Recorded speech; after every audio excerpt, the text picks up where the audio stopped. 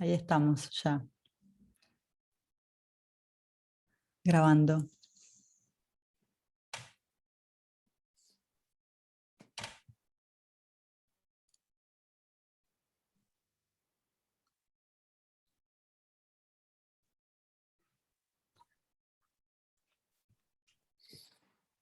A ver, vamos a compartir una página mientras comenzamos. ¿Comenzás vos, Eva, un poquito y después Bueno, arranco dale, yo? bueno, dale, Y voy dale. a compartir una página mientras vos estás comentando estas cositas de inicio y yo Bueno, después largo dale, dale, y debes dale. tener aproximadamente una hora, no mucho más. Bien, Voy a bueno, compartir pantalla. la Ahí idea está. de esta clase especial, siempre en la cursada, en la planificación de la cursada, dedicamos un espacio de una clase a algún invitado, a plantear algún tema, a alguna proyección, algún estreno, que se vincule, digamos, con abrir las ventanas de lo que está sucediendo en el campo, ya sea de la crítica, del análisis y de la producción audiovisual.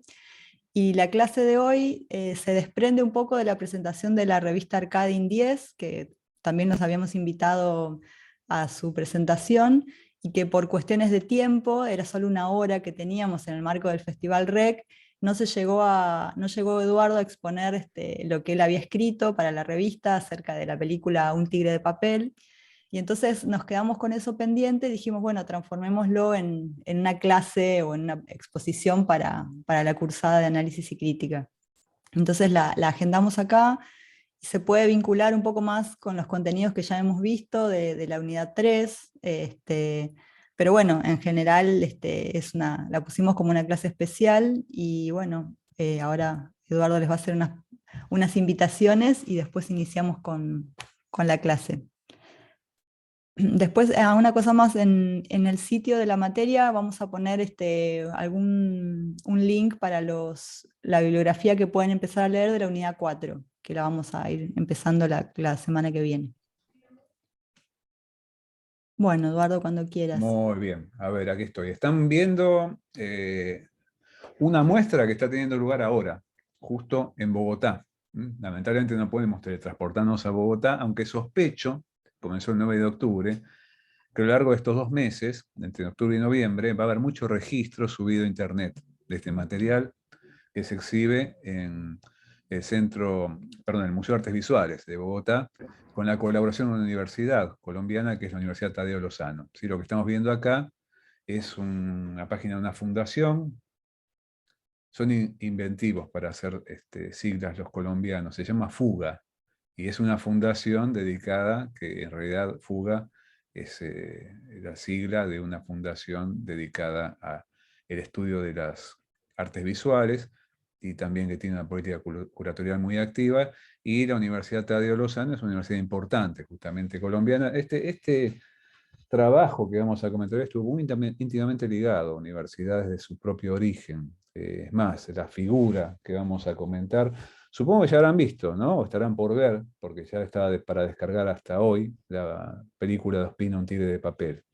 Pero toda esta historia comenzó en una universidad, justamente en la Universidad de los Andes, también de Bogotá. La invención de Pedro Manrique Figueroa, para quienes han visto el documental, que espero que sean la mayor cantidad posible de ustedes, comienza como una tesis de graduación en la Universidad de los Andes. Pero bueno, esto que decía Eva, que siempre en la materia tratamos de invitar a alguien y tratar de abrir un poco la actividad de la cátedra a este intercambio con otras experiencias, otras latitudes más allá del dictado del programa. Durante varios años yo fantaseé con la posibilidad de llevarlo a Luis Ospina al aula de Fonseca. Y siempre estábamos a las puertas de hacerlo y nunca pudimos. Lamentablemente, la relación que habíamos cultivado desde el año 2005 en adelante, yo lo conocí en tarea de jurado en un festival aquí en Argentina, y bueno, quedamos amigos a partir de ahí. Normalmente nos veíamos 1 o 2 veces por año en festivales o en encuentros en universidades, acá o afuera. Y hasta meses previos a su fallecimiento, en el año 19, esta idea siempre estaba dando vueltas, ¿no? De escaparse un ratito de La Plata, pero claro, cuando venía a la Argentina estaba con una agenda tan apretada, siempre en el marco de algún festival, por lo general o Mar del Plata, o el Bafisi, no quedaba ese espacio, y siempre contábamos, bueno, y al final, bueno, la vida te juega una mala pasada el año que viene, ¿no? El asunto es que es un personaje fundamental en el cine latinoamericano, contemporáneo, y uno podría decir, sí, de las últimas, del último medio siglo, porque su obra comienza, ahí lo van a ver, en la cronología que establece la muestra, entre 1970 y el año 2019. Así que esto que de alguna forma es algo así como la apertura de la clase, mostrándole algo del mundo de los medios actualmente, que está hablándose bastante de la obra de Ospina a partir de esta muestra, nos va a dar un trasfondo que creo que vale la pena después explorar en las semanas siguientes, porque va a haber mucha más documentación y mucho más material. Ospina no ha hecho una obra muy grande en el terreno de las artes audiovisuales instalativas, digamos, no ha trabajado de una manera sistemática en esta forma de expresión que vimos, por ejemplo, accediendo a otras obras en las semanas previas, que vamos a seguir explorando, pero la experiencia de un tiro de papel es una experiencia que vale la pena considerar, porque lo que están viendo ahora ustedes, esta muestra sí tiene la conversión de muchos fragmentos de la obra videográfica y cinematográfica de Ospina en experiencias que son inmersivas, hay experiencias 360 grados, van a ver ustedes imágenes de algunos segmentos de la muestra que apelan muy fuertemente al contacto entre el audiovisual monocanal tradicional, frente a una pantalla, y esto que nos permiten los medios actuales de hacerte habitar la imagen en términos de trabajar multipantallas, experiencias 360 grados. Van a ver que en algunos recorridos que se están dando vueltas por YouTube, por ejemplo, o en algunas páginas que también se ocupan de la muestra, esto lo van a empezar a apreciar y seguramente vamos a tener más registros de esto en las semanas que vienen. Pero un tigre de papel es un objeto bien extraño. Les voy a compartir otra cosita. Dejo de compartir esto que se llama la muestra. Pertenece a una expresión que es del propio Ospina, collage posmoderno permanente, porque así definía parte de su trabajo, incluso apelando a la noción de lo posmoderno de una manera polémica, porque era un posmoderno atípico, Ospina, porque un posmoderno extremadamente crítico, si bien nunca dejaba de lado su bagaje humorístico e irónico, incluso ahí lo están viendo en el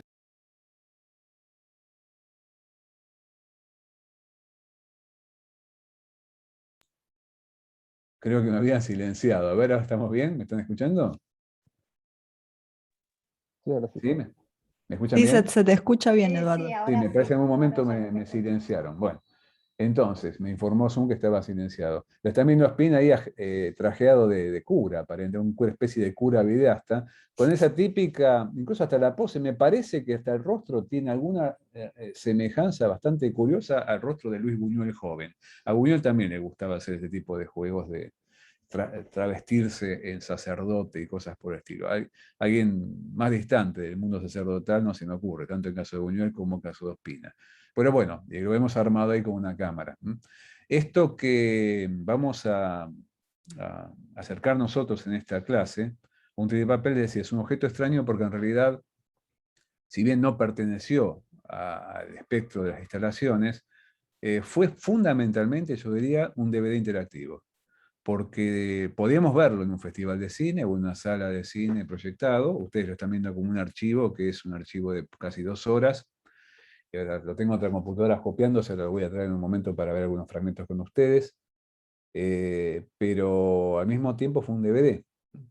Y ese DVD no solo tenía la película que ustedes pueden ver de punta a punta, en esa descarga de WeTransfer, sino que tenía un segmento interactivo que contenía partes de la obra de este famoso Pedro Manrique Figueroa, el precursor del collage en Colombia.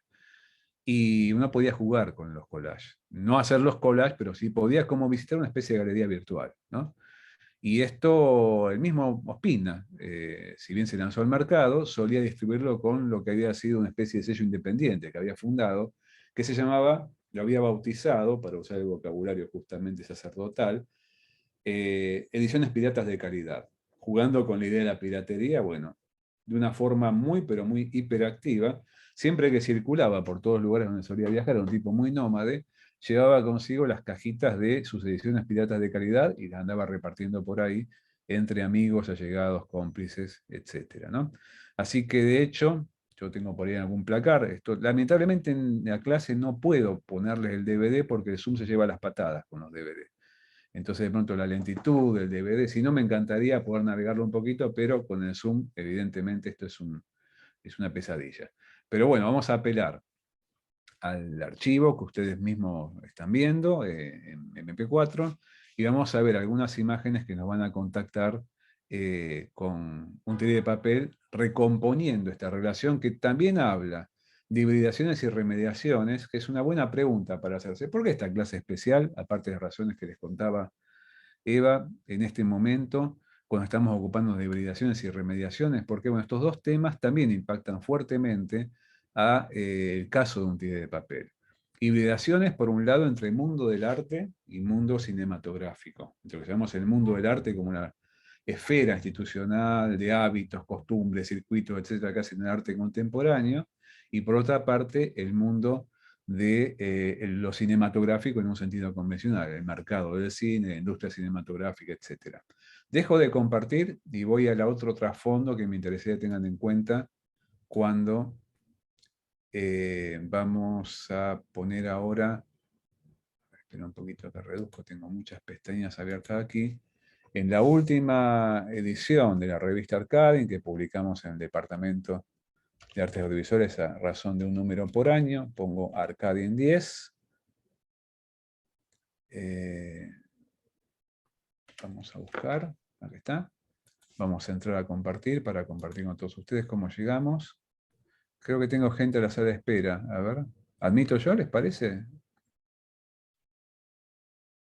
Dale, sí, Eduardo. Sí, ya que estamos admitidos, porque me sale la visita también a mí. Bueno, a ver, vamos a compartir ahora Arcadien 10.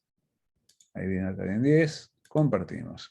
Estamos en la portada, Arcadien 10, bajamos a los artículos, es un número segundo número que dedicamos a montaje, como un concepto todavía a explorar en el siglo XXI por el cine, y dentro de esto entramos a este artículo, que es el que les comentaba Eva al comienzo, que se llama Montage, Collage, o montaje, perdón, collage y ensamblaje en un tigre de papel. Abrimos el PDF, esto es descargable, y acá lo tenemos. Este artículo lo publicaba en agosto, cuando se la revista, está dando bastante que hablar, ya con varios colegas estuvimos discutiendo, acá y afuera.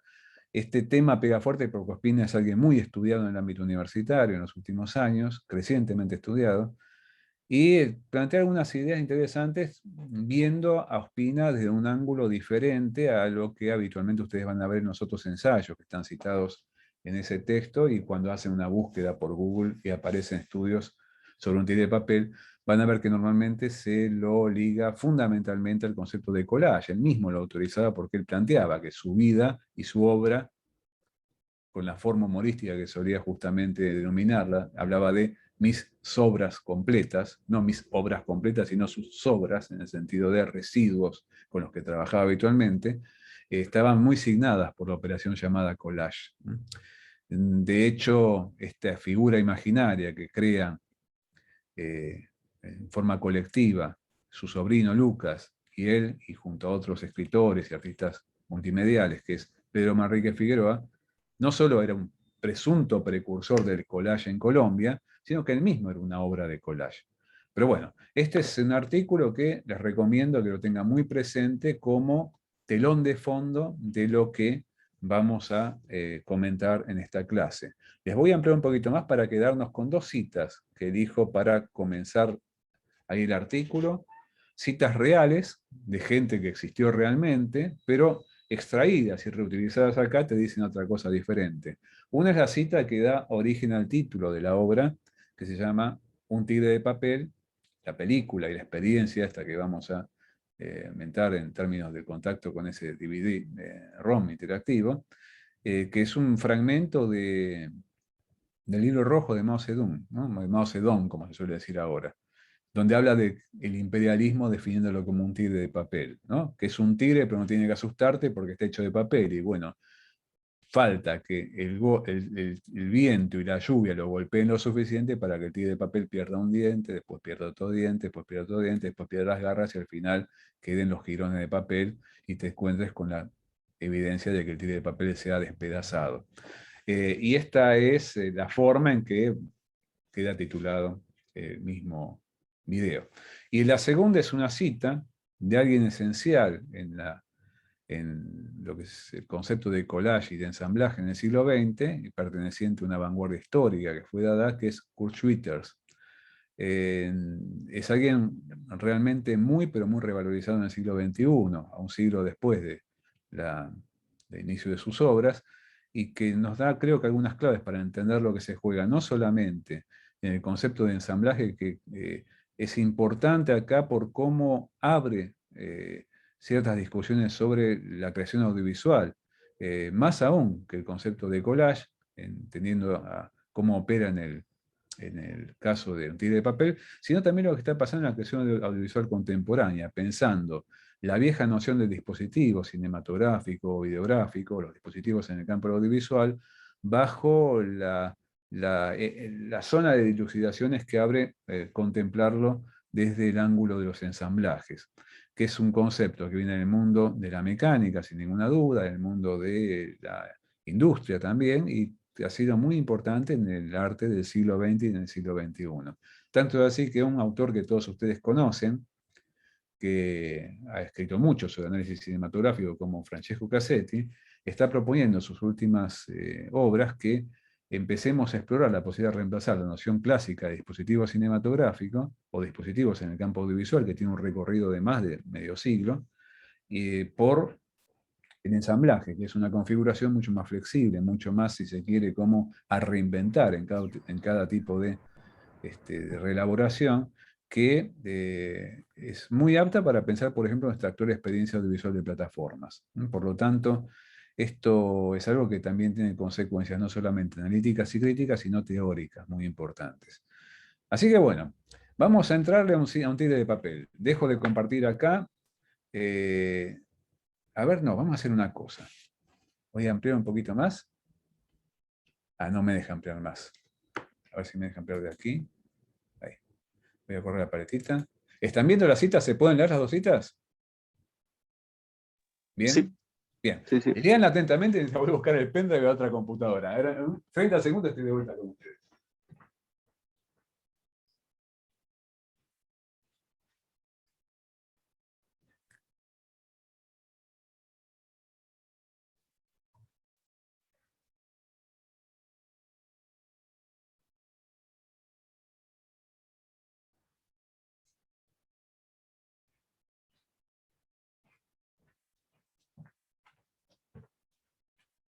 Bueno, disculpen la desprolijidad, pero acá vengo con el pendrive porque estaba la compu. Yo me estaba en esta compu también y el tigre de papel lo había borrado semanas atrás. Ahora lo tenemos. Bien, ¿leyeron las citas? ¿La puedo sacar? Sí, sí. Antes de sacarlo, les recuerdo esto para que lo tengamos muy en cuenta cuando vemos Twitters. Estén atentos a esta expresión de Twitters, la escribe en 1919. Lo de todo se había derrumbado hace referencia a la Primera Guerra Mundial. ¿Sí? Por eso es una especie de resurgir de la catástrofe más absoluta. El tipo vivía en Europa en ese momento, ¿no? Y planteaba la idea que el collage, fíjense la última frase porque es algo que podemos llegar a ponerlo en relación a Ospina de una manera absolutamente directa. No es casual que vamos a verlo en el comienzo de un tigre de papel, esta cita tal cual. El collage era como la imagen de la revolución en mí. No solo la imagen de la revolución, sino la imagen de la revolución en mí, ligado a su subjetividad y la composición de su subjetividad a partir de esos fragmentos. Y además, no como era, sino como debía ser. Esta relación con el cómo debía ser no deja de marcar un contacto poderoso en la obra de Schwitters y que curiosamente también estaba en la producción de Ospina, con una dimensión utópica en la creación audiovisual. La obra de Schwitters es muy impresionante cuando uno le entra, porque a diferencia de lo que una veces piensa, de acuerdo al espíritu de Dada, como algo muy ligado a un ámbito tanto de destrucción creativa como de afán por romperlo todo y generar una especie como de revolución extrema, de la cual aprendió mucho el surrealismo, en Schwitters hay un halo trágico muy impactante, que tiene que ver con lo que después siguió siendo su vida en el marco de la Segunda Guerra Mundial, sus exilios, etc. Es una figura impresionante, pero bueno, es como una contrafigura en esa especie como de atmósfera trágica de lo que es la figura paródica permanente de esta construcción que es Pedro Manrique Figueroa, que ustedes vieron que no se perdió una a lo largo de la historia del siglo XX, y que está en todas y al mismo tiempo permanentemente se está reinventando. Es algo interesante, yo les decía Pedro Manrique Figueroa, antes de estar presente en esta pieza, estuvo presente no solo en Bogotá, también en otros lugares de Colombia, en el mundo artístico como una presencia que fue inventada, un fake, ¿no? Esto que llamamos un fake. ¿Vieron cuando uno dice un fake? En el caso del documental o la ficción, ¿no? Esas ficciones que aparecen como documentales. Tenemos muchos sinónimos para fake en el campo audiovisual. Se habla de mockumentary en inglés, ¿no? Un documental en broma, que juega con los espectadores planteando algo como verídico cuando en realidad es una construcción ficcional. Digo, no solo en el mundo audiovisual, en el mundo mediático. La Guerra de los Mundos, transmitida por radio por Orson Welles, fue un fake, muy, muy temprano. En el campo cinematográfico, F de fraude, F for fake, de Orson Welles, también es un fake. Las películas de Peter Watkins, en otro registro, en Inglaterra, The War Game, por ejemplo, historia de una invasión soviética a las Islas Británicas, narrada como un documental, pero es una ficción, otro fake, ¿no? En castellano se puede traducir, nosotros no lo usamos mucho, pero existe la palabra, como mofumental, como un documental en mofa, ¿no? O como documental apócrifo. Ustedes vieron que incluso en Netflix aparecen cosas muy similares. Está bastante, ya uno podía pensar, apto para ser formateado y fagocitado por cierto tipo dirían, de monoformas, como quiere Watkins de la industria audiovisual, porque es un género divertido, en el sentido de que es una especie como de juego de broma compartida con los espectadores, ¿no? Uno percibe ahí la dimensión de juego de broma y al mismo tiempo sigue viendo, haciendo como que de pronto está viendo un documental cuando está viendo una ficción. En el caso de la historia de la tele, yo comentaba, como esto es una clase, no es una conferencia, abrimos un poquito al juego. Y aparte un tercer aviso, vamos a mandar, que se me escapó al comienzo, que tenía que ver perdón, segundo aviso. Al final vamos con tercer aviso, que es el comienzo del Docu Buenos Aires la semana que viene, que va a tener funciones gratuitas por medio de la plataforma Digamos Cultura del Gobierno de Buenos Aires, pero esto va a venir al final. Les mandaba el segundo aviso porque es un acontecimiento, la verdad que es hasta conmovedor, lo voy a compartir. Y vamos a ver, lástima, no encontré ahí, pues estaba buscando a ver si encontraba algunos famosos fake hechos en la televisión argentina. Y lamentablemente no lo encontré. Pero a ver si puedo ver aquí.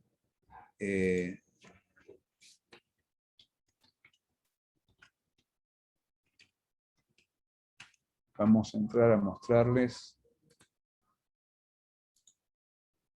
Zoom, el archivo Prisma, que lo acaban de poner de vuelta en línea hace un par de días. Realmente es todo un acontecimiento esto, porque estaba caído desde el año 2017, cuando la gestión Lombardi, en medios, durante el gobierno de Macri, lo volteó y pensábamos que estaba sepultado. Bueno, resucitó. Justo que estamos en este momento celebrando, lo estamos viendo, ¿no es cierto? Sí. ¿Compartimos esto? Sí. Estamos viendo, este archivo es un archivo histórico de la Radio y Televisión Argentina, hay cosas de televisión y cosas de radio también, de una línea de tiempo muy, pero muy larga, que avanza de los años 20 en adelante, porque implica también historia de radio, ¿no? Estoy avanzando, acá están las declaraciones, incluso que fue la historia reciente de Prisma, algo muy dolorosa cuando había quedado desactivado. Y el archivo, que seguramente, esto fue creado en el año 2013, fue muy usado por todos nosotros en esos años que hubo entre 2013 y 2015, y después cayó en una especie de eclipse que corría el riesgo de ser definitivo. Entren acá y vean. Yo estaba buscando justamente, aquí todavía no están subidos, pero uno ya está subido a YouTube, lo pueden ver. Dos casos interesantes de fake en la televisión argentina de los años 80, que fueron realmente hasta eventos mediáticos muy comentados. Uno de ellos se llamaba La Era del Ñandú, dentro del ciclo llamado Ciencia y Conciencia, que era un ciclo de divulgación científica de la televisión en aquel momento, y dirigido por Carlos Sorín, que narraba una historia ligada a la invención de una cura contra el cáncer producida en Argentina y luego olvidada. Bueno, un fake fascinante de un poco más de media hora y que hasta despertó mucho estupor en mucha población que lo vio sin ningún tipo de aviso previo en la televisión en aquel momento, con una muy buena audiencia, y que lo vieron como si fuera de pronto, claro, tenía todas las estrategias para ser visto como un documental. Y bueno, se iba revelando a lo largo de esa media hora que estabas viendo un tremendo fake muy bien elaborado por Carlos Sorín. Lo pueden ver en YouTube. Y otro que lamentablemente no pueden ver es una edición del programa El Monitor Argentino, que dirigía Rodolfo Hermida, que con la conducción de Jorge Dorio y Martín Caparrós, hicieron dos emisiones para conmemorar la figura de un poeta olvidado de la literatura argentina llamado José Máximo Balbastro. Que bueno, quedaba bastante revelado al final de la primera emisión que se trataba de un fake porque la foto que ponían de este supuesto José Máximo Balbastro no era ni más ni menos que Luis Buñuel. Entonces, cuando veía la carita de Buñuel, decía, bueno, evidentemente acá ya está declarado que para alguna contraseña para los espectadores estamos jugando, pero había un montón de gente declarando cosas sobre José Máximo Balbastro y que eran extremadamente interesantes en cuanto a ver un recorrido de la trayectoria de un poeta que misteriosamente había sido olvidado. Por ejemplo, parecía Luis Alberto Spinetta, hablando algunos políticos de la época, todos hablaban de Balbastro. Curiosamente no eran cómplices, sino que realmente a Spinetta le habían preguntado sobre Artaud. Y Spinetta contestó sobre Artaud y resulta que al final las cosas que dijo Spinetta sobre Artaud quedaban como dichas por Balbastro. Una operación muy experta, muy interesante. Si mal no recuerdo, este fue en el año 87 que se emitió. Mientras que Daniel Andú, puedo estar equivocándome, puede haber sido 87 o 86. Curiosas, dos piezas muy lejanas de la televisión argentina, pero muy pioneras en pensar un fake que también no solamente se convierte en un hecho interesante para la creación audiovisual, en aquel momento de punta en la televisión argentina, sino eventos mediáticos. Todavía si hacen una búsqueda por internet van a encontrar el impacto mediático de las dos emisiones que fueron bastante perturbadoras. Por ejemplo, el día siguiente, el Monitor Argentino se emitió un domingo a la noche, y hubo gente en las librerías que al día siguiente empezaba a preguntar por las obras completas de José Máximo Balbastro, pensando que iba a encontrar las obras de Balbastro como libros, ¿no? Esto es parte de la leyenda que rodea al episodio aquel del Monitor Argentino dedicado a esta figura imaginaria. Bueno, con el caso de Pedro Manrique Figueroa pasó lo mismo. En los años 90, Lucas Ospina, junto con François Boucher y Bernardo Ortiz, que son artistas y escritores. Ortiz es filósofo, y Boucher es artista multimedia, y con la colaboración de otra colega, que es Carolina Sanís, estaban graduando en la Universidad de los Andes, en Bogotá, y generaron este fake, que también es bastante habitual en el mundo del arte contemporáneo, generar esta especie como de repercusión de obras en torno a artistas imaginarios, sobre Pedro Manrique Figueroa, bautizado, como el eslogan lo dice, precursor del collage en Colombia. Hicieron una muestra. Su tesis fue armar una muestra de este personaje imaginario como si fuera un personaje verídico. Y bueno, empezó la gente a enterarse de la existencia de Manrique Figueroa y empezó una recorrida que después tuvo varias muestras más. Ustedes pueden ver en internet una buena cantidad de muestras. Se siguen haciendo muestras de Manrique Figueroa hasta más adelante todavía que un tigre de papel. En el año 2013, por ejemplo, hubo otra importante en Bogotá, que es claro, como que descubre nueva obra y se ve más material. Él fue poeta, artista visual, artista audiovisual, en fin, busca todo tipo de personalidades. Se le puede atribuir un personaje imaginario, por lo tanto, siempre se le pueden descubrir producciones nuevas a rescatar. Y esto es lo que ha hecho toda esta banda, que capitaneaba Lucas Ospina, que en aquel momento era un joven artista y crítico colombiano, y a la que se sube justamente Luis haciendo un tigre de papel.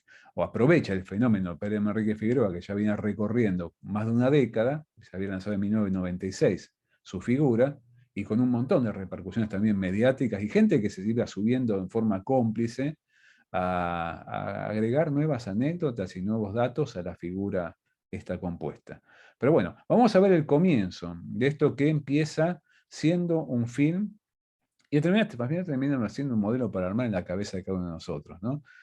¿Cómo comienza esta película? Empieza también a ser vista en el mundo de, dejo de compartir, en el mundo de el arte contemporáneo y no del cine. Antes de verse en festivales de cine, la primera proyección de Un tigre de papel fue en la famosa muestra que se hace cada quinquenio, cada 5 años, que se llama Documenta, de arte contemporáneo, que se hace en la ciudad de Kassel.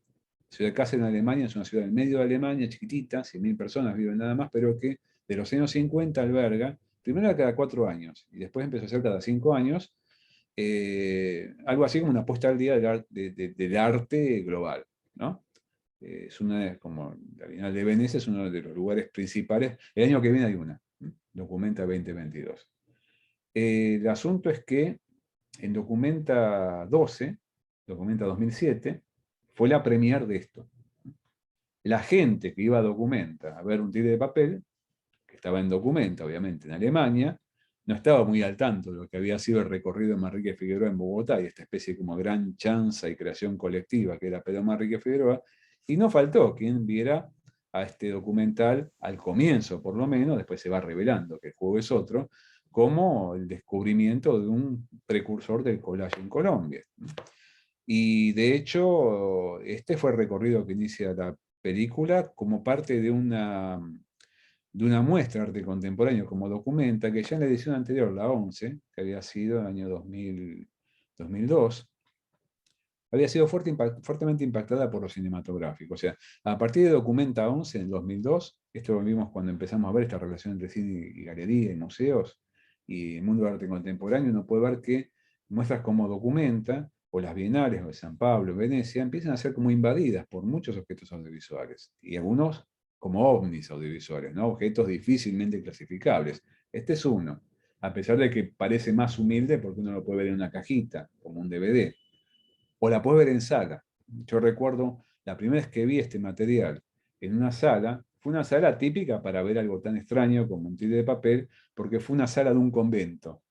Esos lugares donde dentro de un convento, esto fue en el Festival de Cartagena de Indias, en Colombia, y no era como era una proyección de cañón de video, no era una proyección cinematográfica convencional, sino que estaba albergada en el entorno dentro de la ciudad vieja de Cartagena, fortificada con las murallas, de un viejo convento de la época del barroco, y con toda la arquitectura del convento, y con una pequeña pantalla metida en lo que había sido antes un altarcito, bueno, y ahí veíamos en una pequeña sala un tigre de papel. Experiencia interesante, pero al mismo tiempo habla de cierta lateralidad, de lo que eran las funciones principales de un gran festival. Cartagena es como Mar del Plata en cuanto a la enormidad del festival, como era el de Cartagena, ¿no? Entonces, un festival de cine convencional, tirando, no sé si tiene clase A, pero tirando al formato de los grandes festivales, muy cooptado por la televisión en las últimas décadas, pero veías ahí esa cosa extrañísima y que al mismo tiempo era una contraseña para ir sumando adeptos permanentemente, que eran las pocas funciones que hubo de un tigre de papel. Después, obviamente, se vio en festivales de cine más convencionales, en salas más convencionales, pero en ese sentido, el espacio que tuvo en la misma Colombia, en Cartagena, el espacio de Documenta, habla las claves de un objeto que navega entre el mundo del arte y el mundo de lo cinematográfico, ¿no? Pero vamos a los primeros minutos de un tigre de papel, a lo que llamamos en términos habituales los pregenéricos, los que preceden al título. Son 3 minutos y que tienen que ver con una especie como declaración de principios en términos de cómo elaborar algo que tiene que ver con este universo, que desde el fake vamos a ver que va hacia otro tipo de ámbito, que se mete en un verdadero ensayo audiovisual. Por eso es interesante percibir hasta qué punto también nos impacta cuando estamos pensando que es un ensayo audiovisual, porque empezamos a ver cómo uno ve que las imágenes empiezan a elaborar una lógica hasta de construcción de un pensamiento, y la relación entre palabra e imagen también empieza a jugar en ese sentido, y vamos a ocuparnos después de esos primeros 3 minutos. A ver, vamos a cerrar un poquito acá, a ver el VLC. Vamos a tirar desde el archivo en mi computadora, es exactamente el archivo que tienen ustedes. De papel. Y ahí viene. Vamos a compartir. 3 minutos. Optimizamos para video y largamos. Yo me callo porque no puedo reducir acá el audio, si no se enmudece también el VLC. Ahí va, lo estamos viendo, ¿cierto? Sí. Bien, ahí largamos.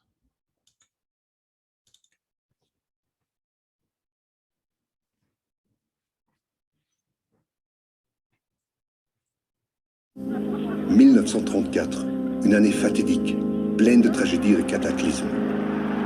Toutes les nations du monde tremblent le jour où le roi Alexandre Ier de Yougoslavie est assassiné dans les rues de Marseille par des terroristes croates. La foule en fureur capture le régicide et le tue à coups de poing et de pied, comme punition pour les crimes odieux qui mis l'Europe au bord d'une nouvelle guerre, un nouveau Sarajevo, une nouvelle étincelle dans la poudrière des Balkans. » 1934年4月，以蒋介石为首的国民党军队发动了对中国工农红军的第5次围剿。同年10月份，在经历了反围剿斗争的失败以后，毛泽东和20万红军战士开始了艰苦卓绝的长征。他们跨千山涉万水，从中国东南部的江西转移到了西北部的陕北。这次伟大的长征，因为人类的智慧和毅力而永远载入了史册。Андрей Жданов, член Политбюро Центрального комитета Коммунистической партии по вопросам культуры, заявил на Первом съезде советских писателей: товарищ Сталин провозглашает вас, писателей, инженерами человеческих душ. Что это означает? Какова ваша роль в обществе? Жизненная правда – это сущность вашего творчества, выражающая в художественных образах с позиции коммунистического мировоззрения, невосприятие всяких формалистических, субъективных и натуралистических примитивизмов в вашем творчестве. Художник должен совмещать свое творчество с идеалами социализма. Ведущим идейно-эстетическим принципом вашего творчества должен быть положительный герой, труженик, борец, творец и созидатель нового общества. Этот метод в области литературы и критики называется социалистическим реализмом.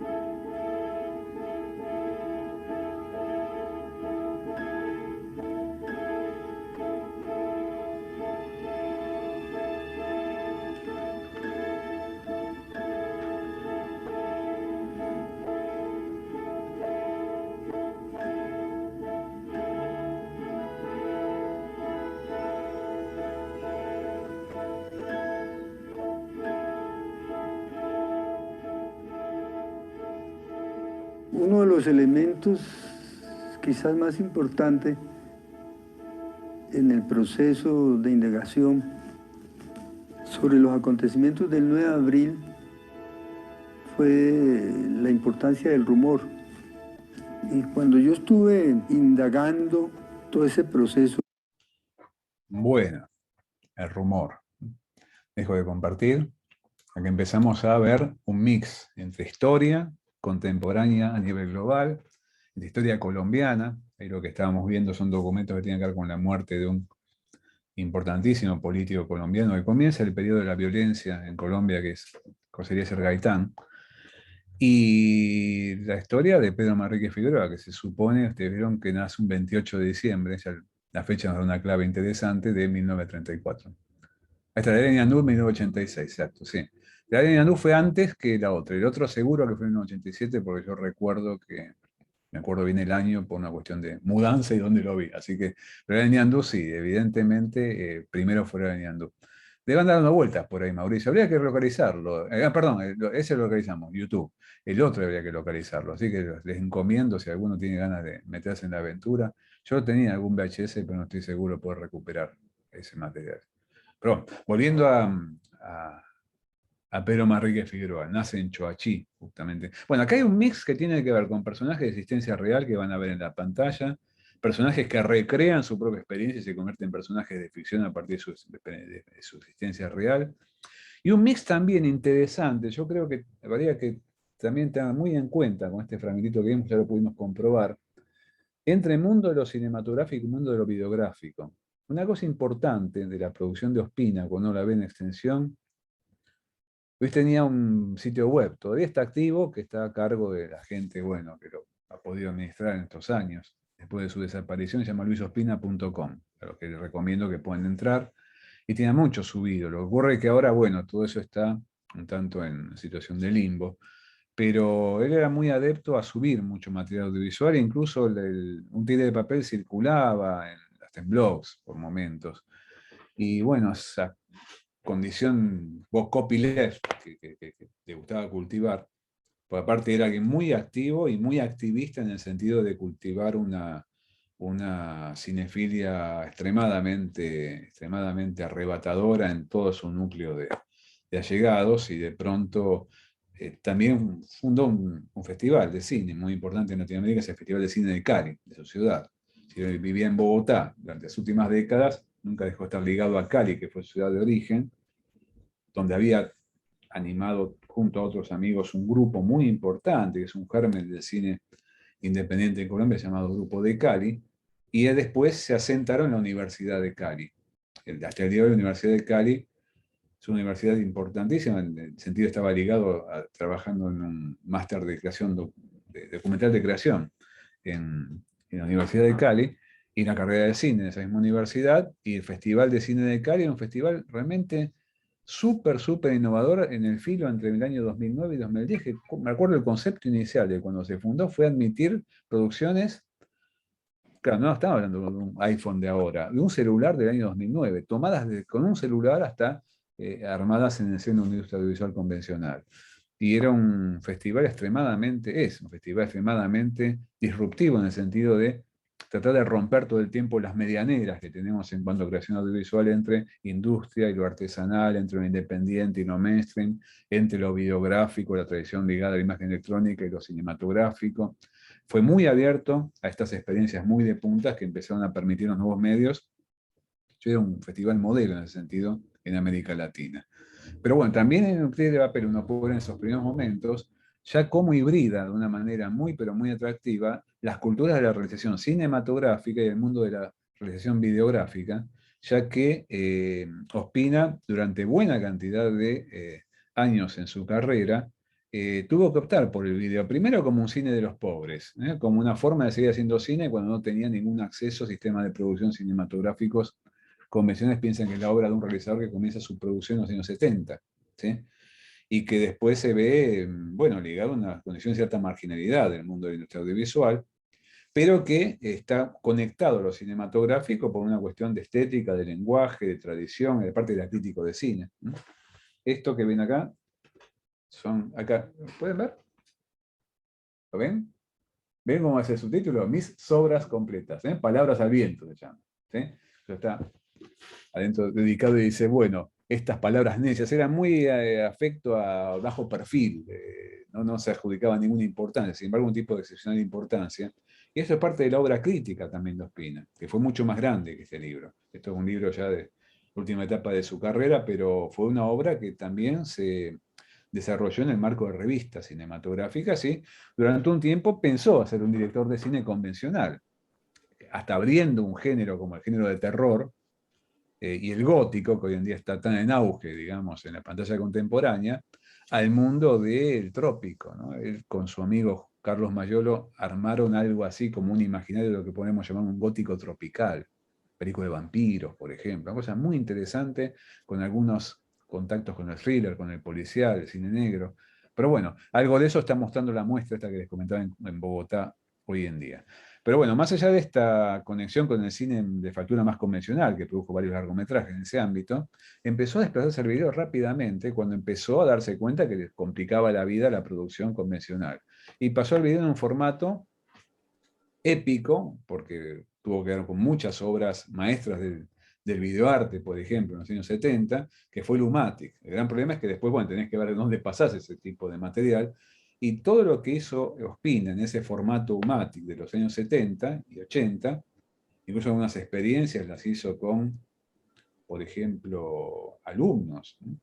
Incluso hizo alguna producción con Raúl Ruiz, a partir de un seminario que dictaron juntos con el director chileno Raúl Ruiz, y después les quedó tiempo después del seminario, hicieron una especie de experiencia narrativa armada en forma de taller sobre la marcha, que se llama Capítulo 66, que es como un capítulo de una serie que no existe, solamente existe el capítulo 66, ¿no?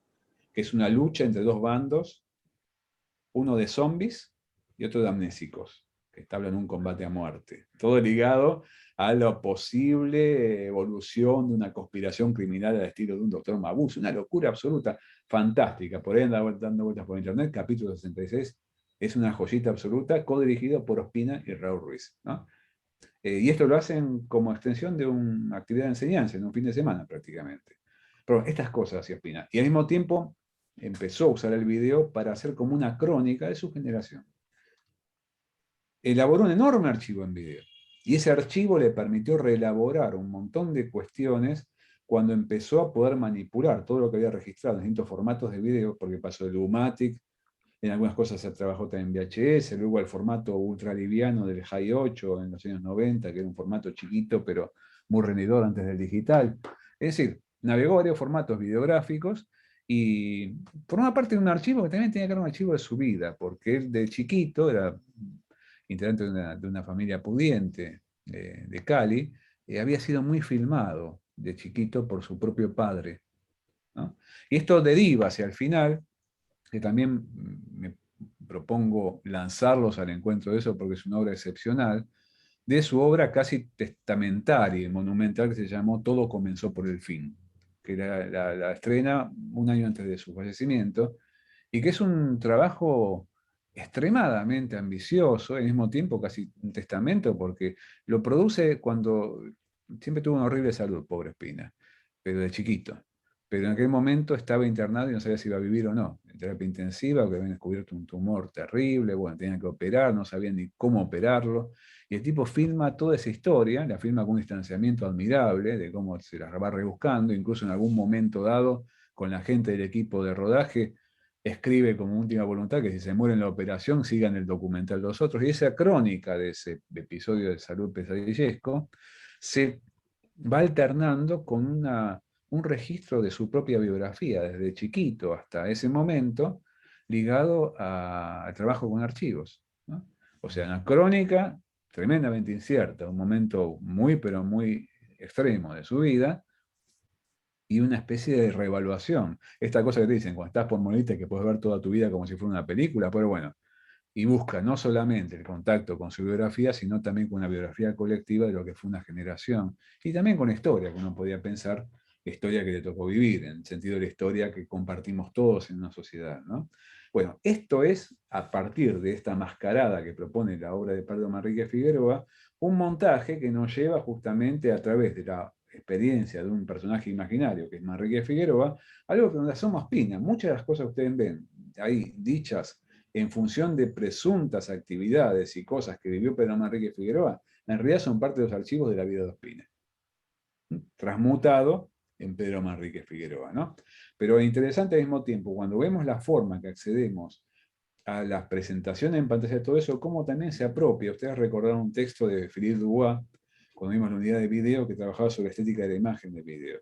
Cómo Ospina, no solamente esta película, sino las que había hecho previamente, digamos, desde el año 90 y pico hasta ese momento, una década antes, en otras películas que más tímidamente, pero vemos que se apropia de la forma de trabajo en la pantalla que juega con las posibilidades de composición de la imagen video, tanto como el mundo de lo cinematográfico. En el montaje cinematográfico convencional, lo que uno puede ver es la forma que trabajan las incrustaciones, las ventanas en la pantalla, la coexistencia de texto e imagen, la forma en que al mismo tiempo una pantalla se puede hasta simular ser una página, que fueron muy típicas del trabajo videográfico monocanal, en la medida que la edición video te posibilitaba maniobras de trabajo con croma, con cortinas, con introducción de material gráfico, interactuando con la imagen permanentemente, reduciendo la pantalla, trabajando con los negros en pantalla incluso, que en algunos casos, bueno, gente como Ospina o como en otras actitudes hicieron el mismo Godard o Kluge en Alemania, le permiten como ligar dos grandes culturas, la cultura del montaje cinematográfico por un lado y la cultura de lo que es la edición video analógica, del mundo electrónico del video analógico por otra parte. Y eso también hibrida fuertemente en un tigre de papel, ¿no?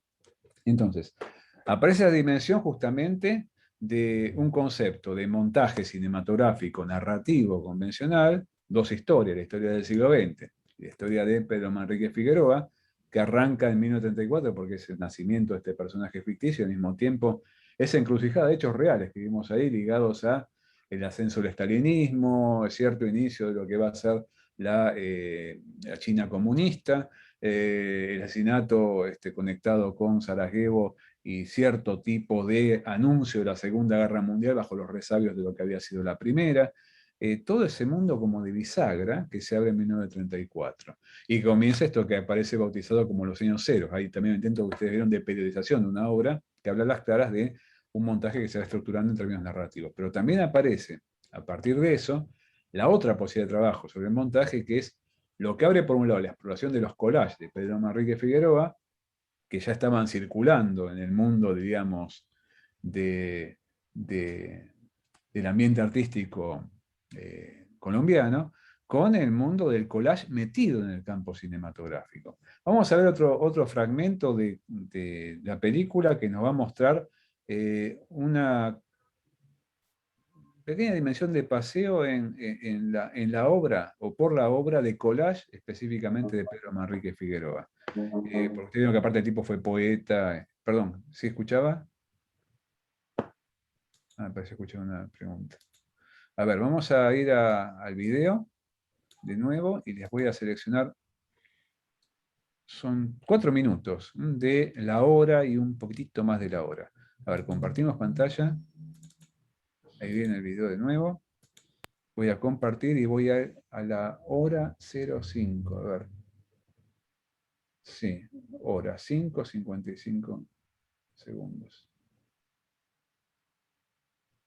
Por acá. Ahí está.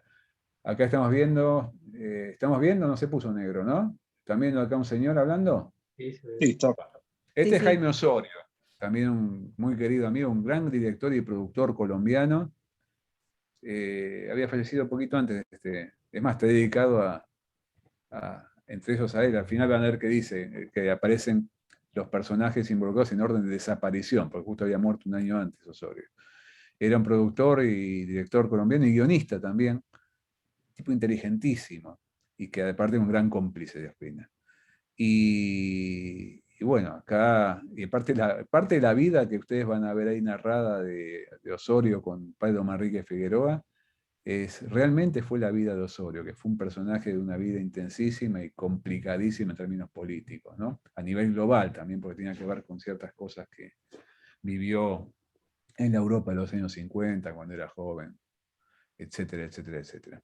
Pero bueno, después que termina de hablar Jaime, vienen los collages de Pedro Manrique. Tenemos unos segundos de Osorio y ahora ya viene lo que quería compartir con ustedes en esta pequeña recorrida por los collages de Pedro Manrique Figueroa, o más rápidamente PMF, y junto a discursos críticos sobre su obra, que algunos están protagonizados por críticos reales y otros por críticos inventados. Lo vi fotografiado. Bueno, con respecto al uso de seudónimos de Manrique, con respecto también a la desaparición que él trató de hacer de su imagen yendo al Partido Comunista y llevándose todas las fotos en que saliera él, yo creo que hay varias versiones. Una puede ser sobre un miedo paranoico a que lo pudiera coger la policía o que lo pudieran seguir o algo así. Pero yo creo que hay una versión más interesante y es el afán como de la persona por desaparecer, por hacer las cosas pero desaparecer.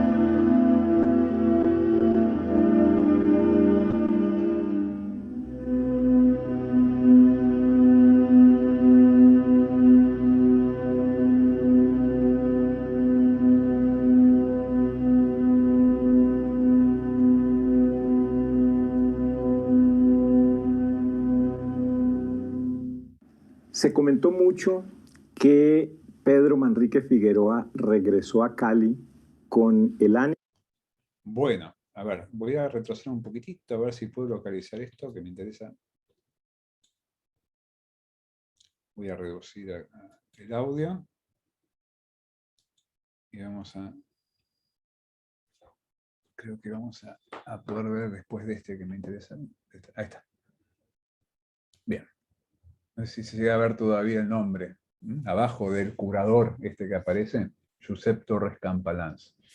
Bueno, un pequeño dato adicional, pero interesantísimo porque tiene que ver con contextualizar un poco esta experiencia en otros terrenos que tienen relación con el arte y la literatura también contemporánea. ¿Quién era Josep Torres Campalans? Lo que vimos recién es un mix de algunos nombres existentes, de personas reales y otras invenciones. Josep Torres Campalans, lo están viendo, ¿no es cierto? Sí, suena como sí. catalán, porque lo es. Fue un famoso artista visual, amigo de Picasso, que produjo una obra muy importante durante el periodo de vanguardia histórica, llegó a exponer en Nueva York, pero ante todo fue un tipo inventado por un escritor. O sea, llegó a exponer en Nueva York incluso, pero fue inventado por un escritor español que vivía en México, se llama Max Aub. Y Max Aub empezó a pensar la figura de Campalans en los años 50. Y al final terminó escribiendo un libro que se llama así, justamente, Josep Torres Campalans, en los años 80, y es un libro que, bueno, traza la biografía de este personaje que fue un fake generado en el mundo del arte. Por ese motivo les decía que no es del todo novedoso generar este tipo de fenómenos ligados a qué es una obra en el arte contemporáneo y en qué momento podés empezar a jugarlo con lo mediático también en relación a ver esos impactos que ya las mismas vanguardias históricas ponían en juego. Piensa que las vanguardias en el terreno del arte a comienzos del siglo XX no solo eran iniciativas que trataban de revolucionar de una manera muy radical el mundo artístico, sino también el mundo mediático, ¿no? Uno ve, por ejemplo, el Manifiesto Futurista 1909 de Marinetti, no solo circula en algunos periódicos ligados al mundo del arte, primero circuló en Francia, cuando en la ciudad de Ferrara, creo que fue, una pequeña ciudad italiana, perdón, en Italia, la ciudad de Ferrara, en Italia, cuando empezó a hablarse de futurismo en Italia, sino que en Francia, en el lapsus, se publicó en un diario de derecha, en Le Figaro, que es como si acá publicaras de pronto en La Nación de aquel momento el manifiesto futurista. Y armó tal revuelo porque fue publicado en el marco de Le Figaro, un periódico de circulación masiva, ligado a cierta posición conservadora en la cultura de entonces, y en medio la bomba de tiempo que ponían los futuristas. Y de hecho es interesante, dije La Nación, el diario de La Nación, aquí en febrero del año siguiente, ya se tradujo al castellano y se publicó, y todo el mundo en Buenos Aires hablaba de los futuristas como esos terribles revoltosos, que planteaban una especie de gigantesca revolución, romper todo, tirar los museos al demonio, quemarlos, pensando que el museo es un mausoleo en el mundo del arte y de la vida contemporánea, llamando a la guerra, de alguna manera, para abolir el pasado. Pero bueno, ese es el espectro de acción de una práctica de vanguardia. Una pata puesta en el mundo del arte, una pata puesta en el mundo de los medios. Modestamente, esto que uno puede ver en el caso de la experiencia de Pedro Manrique Figueroa, mucho más tardía, pensemos, estamos hablando a final del siglo XX, en el 96, es también algo que está impactando fuertemente en un mundo medial, en el mundo de los medios, como en un mundo de lo artístico. Que nos lleva a esa típica pregunta que suele surgir con algunas piezas muy radicalizadas del arte contemporáneo, ¿no? ¿Esto es arte? Digo, algunas cosas hechas por Joseph Beuys, por ejemplo. No hablamos mucho este año de Beuys en la materia, otros años nos hemos dedicado mucho más, pero que llevan esa pregunta sobre lo que podría ser considerado o no una actividad, una obra o un evento artístico.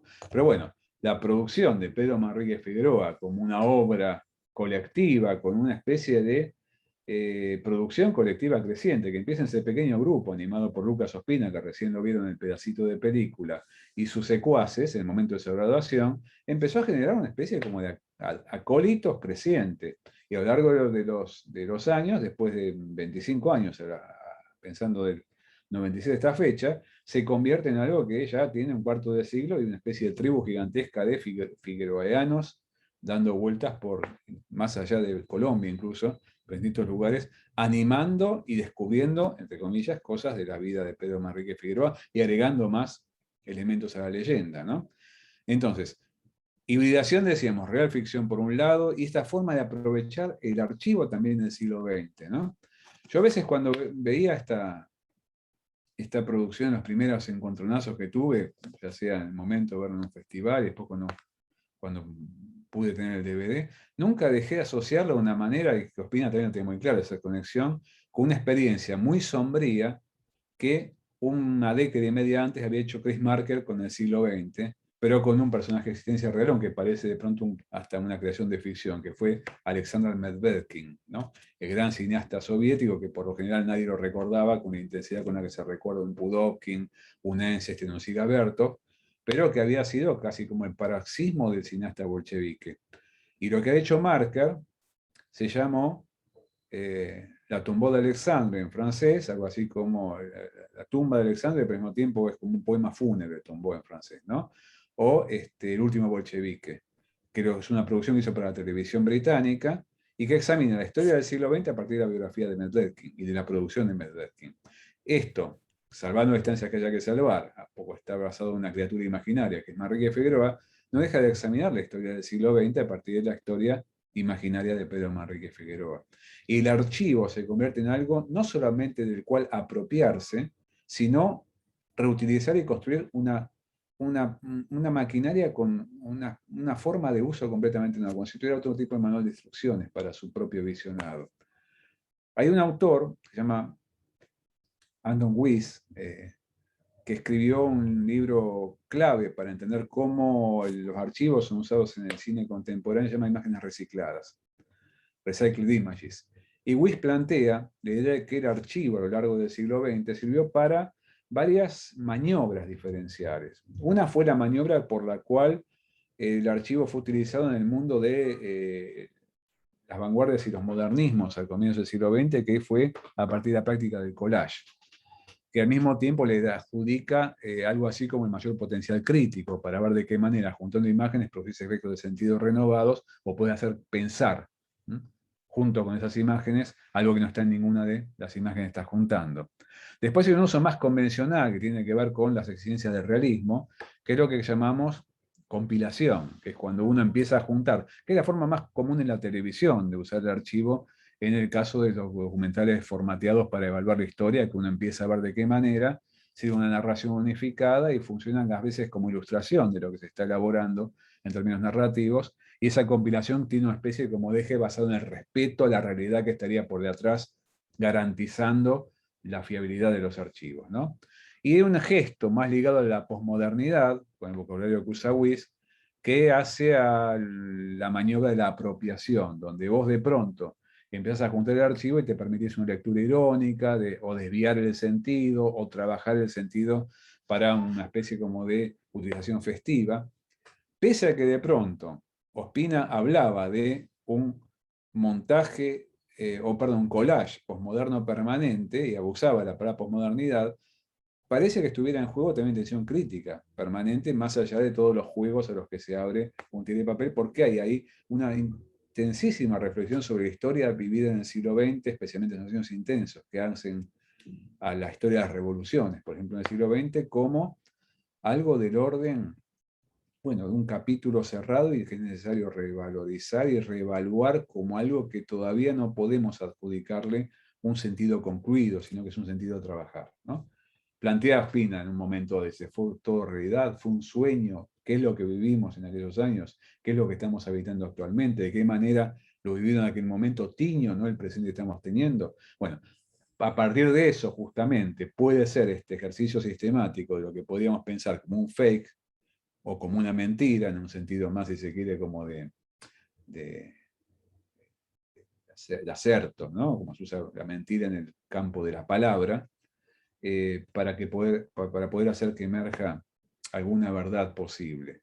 Y ahí aparece la conexión, a partir justamente de los archivos, con otra palabra que podríamos definir como reutilización. No solamente el uso de una apropiación, como podría ser el propio de gesto posmoderno, sino una reutilización armando con ese otro tipo de artefacto, que es lo que elabora justamente un tigre de papel.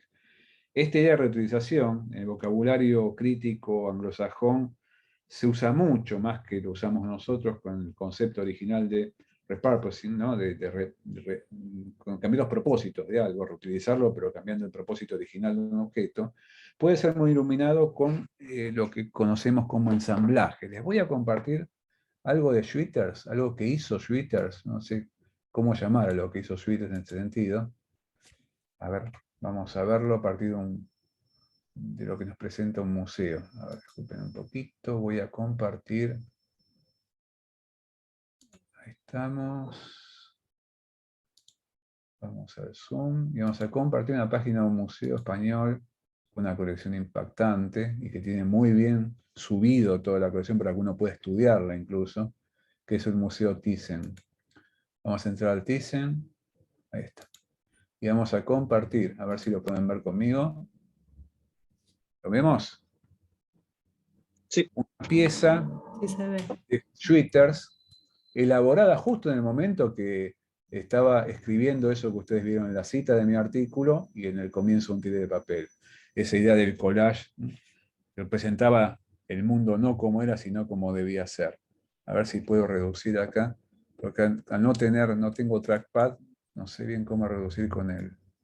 Bueno, esta es una pieza de Schwitters que se llama El psiquiatra, que está elaborada en el mismo año 1919, cuando Schwitters escribió eso. ¿Qué es esto? El mismo museo te lo está describiendo. A ver si vamos por acá. Ahí dice, ¿eh?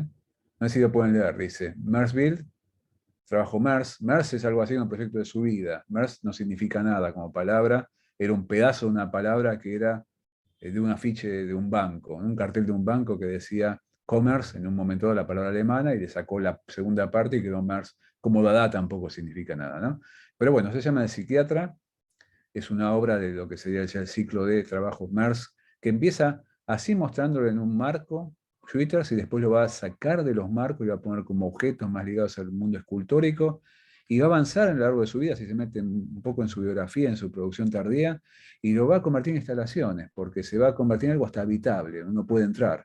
El Mersbau, que es una derivación de este proyecto Mers, que es vitalicio, dura toda su vida, es un proyecto que va elaborando en alguna fase de su exilio y bueno, ha quedado vestigios de eso como una construcción a la que uno puede entrar, ¿no? Pero bueno, fíjense acá ya, que es un momento inicial del proyecto Mers, cómo lo trata de definir y le complica la vida a la gente que cataloga en el Museo Thyssen, porque lo definen como un óleo, ensamblaje, en inglés assemblage, y collage, ¿no? Porque es cierto, es un óleo, tiene pedazos que son derivados de la técnica al óleo, y tiene momentos de conjunción de algunos elementos en forma de collage, o sea, más bien un juego bidimensional. A ver si me sigue acá. Sí, ahí está, ¿ven? Con algunos elementos pegados, pero funcionando casi como coexistiendo plano en el lienzo, pero otros fragmentos, a ver si me puedo trasladar. Sí, me deja subir. Este es un posavasos, por ejemplo.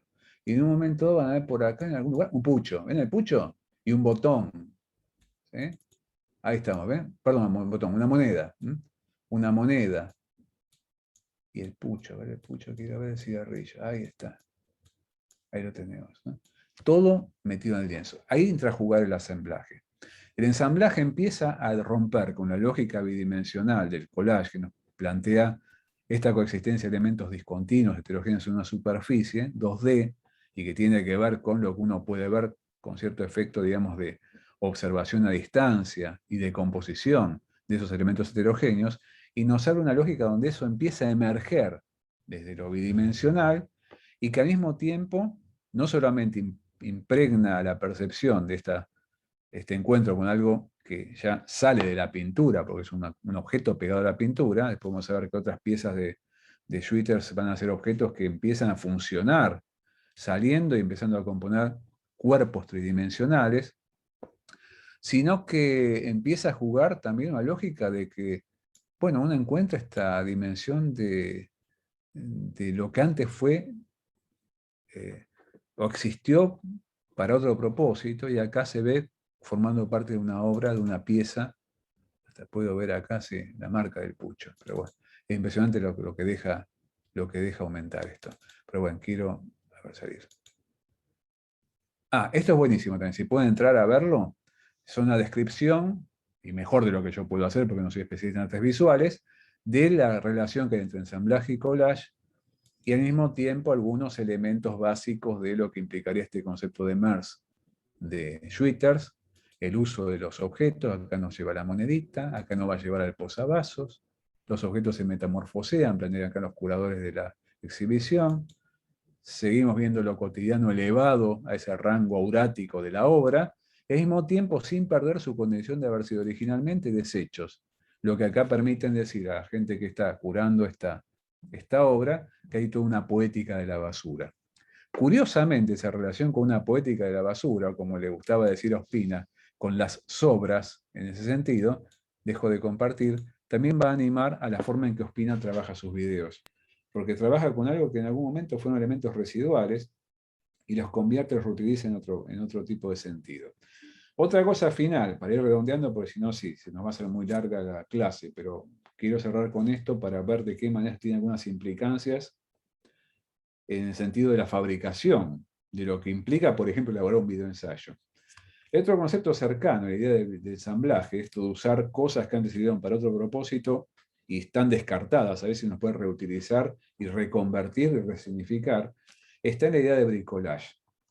Yo hace muchos años que vengo como rumiando cómo utilizar esta idea de bricolage, en el sentido que va más allá de las manualidades a las que pertenece el mundo del bricolage, pensado en el caso de las manualidades hogareñas, ¿no es cierto? Yo no sé si existe, a ver si me ayuda la cátedra. ¿Existe todavía el canal Utilísima en la tele? No, ¿no? Mirá que el gesto que me hace Iván, que te estás haciendo acordar. Hace muchos años existía un canal llamado Utilísima en la tele. Los más veteranos que están acá, Mauricio seguramente se acordará también, recordarán ese canal, Utilísima. Y era un canal que se dedicaba a las manualidades hogareñas, con un concepto así. Ahí está, Utilísima satelital. Con un concepto súper retro y medio pavote, lo femenino, una cosa que parodió mucho, me acuerdo de Alberti haciendo un personaje Coti Nosiglia, ¿se acuerdan? Que era, ¿cómo se llamaba? ¿Boluda Total? Boluda Total. Y la cancioncita, justamente, de Boluda Total, era una parodia de los que eran las cortinas del canal Utilísima. Y había un programa, espera, sí, un capo total, Alberti, y lo estamos, bueno, recordando poco en esas contribuciones fantásticas, hoy también, televisión de los años 90, ¿no? Inutilísimo, había un programa que se llama Bricolage. Entonces yo me acuerdo que hace 20 años hablaba de bricolage y todo el mundo en su cabeza tiene la cancioncita de bricolage, que decía, la vida es un bricolage, una cosa bien pavota, capaz que está en algún archivo subido a YouTube, pero bueno, hoy en día no tenemos que contrastarlo, por suerte me saqué de encima la cortina de bricolage, aunque se la estoy justamente comentando a ustedes que no esas cosas que se te pegan en el cerebelo, ¿no? Cuando estás viendo algún material o escuchando. Bueno, pero bricolage tiene, ahí está, ¿ves? Amparo se acuerda también. Si no te podés sacar de encima, ahora todos la tienen sonando en la cabeza, lo lamento, lo siento, no fue mi intención. Pero el asunto es esto, más allá de la cortina de Utilísima, bricolage es una palabra que no solamente se usó en el mundo de las manualidades, sino que tiene como una operación y hasta de trabajo desviado, manual, de lo que podría ser una fabricación industrial, algo que tiene que ver con la productividad considerada como algo ligado a la cultura de consumo, porque implica una cierta ecología del consumo, ¿no? Reutilizar las cosas que no te sirven para lo que era al comienzo diseñada y después usar para otra cosa siempre que no te las rebusques, y algo que se hace con las manos. Claude Lévi-Strauss, fíjense qué salto que pegamos, pero no es ningún salto que lo pego yo, sino que yo soy Lévi-Strauss, usó la palabra bricolage en una obra clave de su producción que se llamó El pensamiento salvaje. Y planteó que la noción de bricolage le era muy, pero muy importante a uno cuando pensaba ciertas operaciones intelectuales y al mismo tiempo cierto tipo de funcionamiento, tanto del trabajo del antropólogo como lo que él veía en las culturas que estudiaba.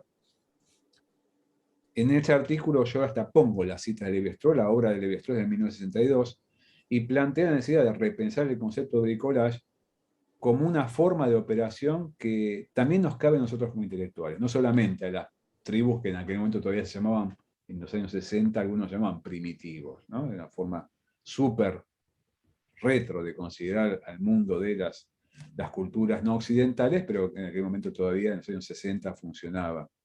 Culturas primitivas.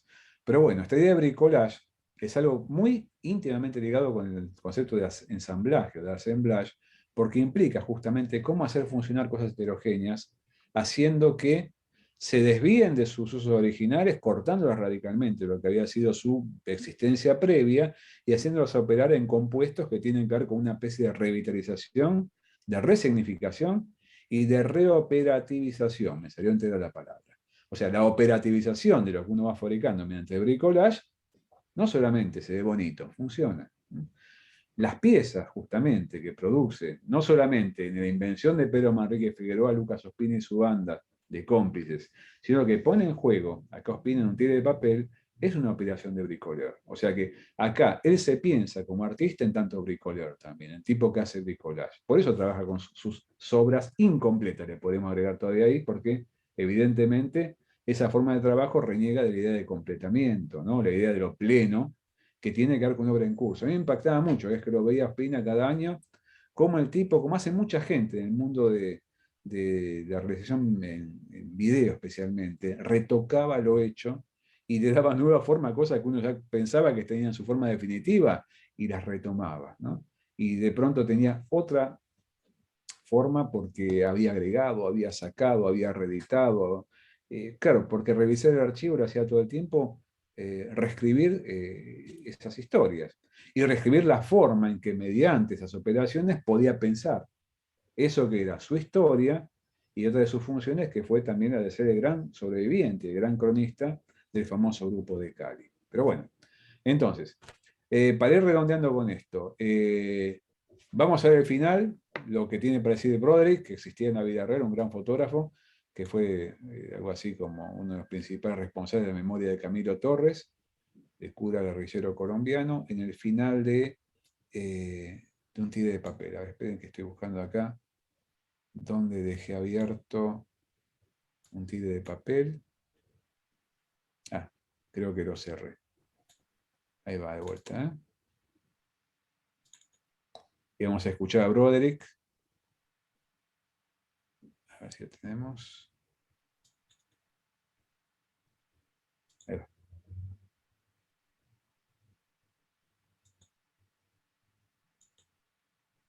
Ahí bien, son los últimos 2 minutitos, ¿eh? Quienes de ustedes hayan visto, espero que hayan sido las más posibles, la película entera, saben que el final de Pedro Manrique Figueroa es un gran misterio, como su nacimiento. Y así como nace, el 28 de diciembre, se supone que muere en el Museo Nacional de Colombia, en Bogotá. Es un museo impresionante que antes fue una cárcel. Vos entrás al museo y es una cosa entre fascinante y angustiante porque tiene todavía un look de cárcel y que queda encerrado en el museo y se convierte en una momia que está exhibida en el museo. Esta puede ser, según las versiones, la momia de Pedro Manrique Figueroa, ¿no?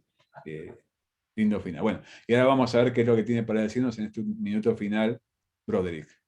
Gran personaje también en este documental. Claro.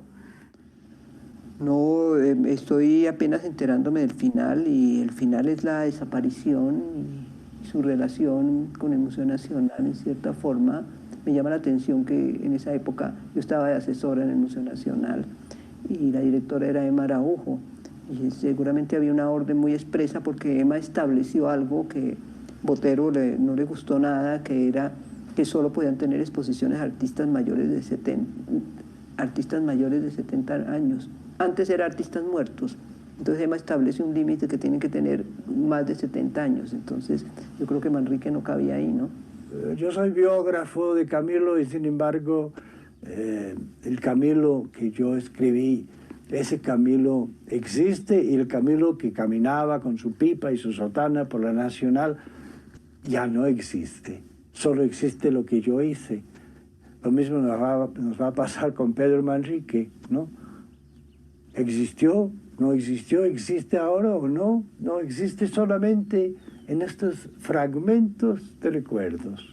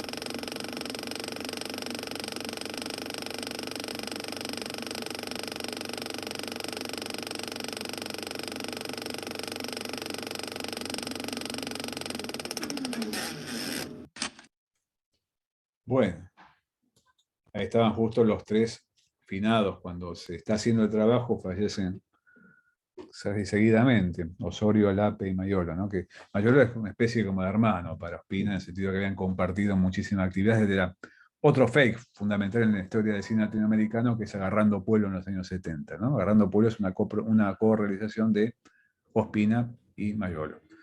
Pero bueno, ahí tuvimos a Un Tigre de Papel, jugando con sus referencias también cinematográficas, críticas y cinéfilas. Cuando uno le preguntaba a Ospina, bueno, ¿qué hiciste con esto? Él jugaba con esto que vamos a compartir acá, que no deja de ser algo que tiene grandes consecuencias más allá de partir de una especie de efecto chiste. A ver si seleccioné la imagen, a ver si podemos verlo. Acá. Vamos a compartir pantalla. Entramos a Zoom y con esto vamos a cerrar la clase ya. Veamos, estamos compartiendo. Ahí vamos. Lo mío, decía Ospina, es Cinema Mentiré.